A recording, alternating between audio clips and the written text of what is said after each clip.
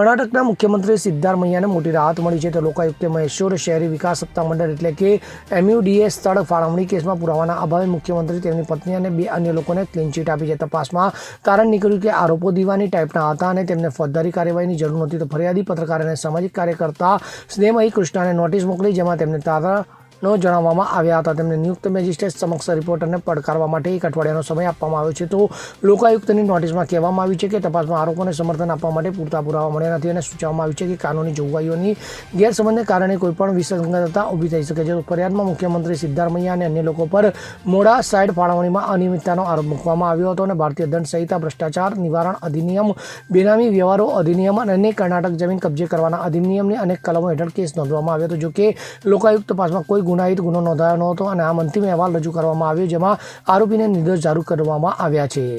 Bureau report, CN24 news. હવે જુઓ દેશ દુનિયાની તમામ ખબરો તમારી આંગળીના ટેરવે. ઉઠાવો મોબાઈલ અને Google Play Store પરથી ડાઉનલોડ કરો અમારી CN24 ન્યૂઝ મોબાઈલ એપ.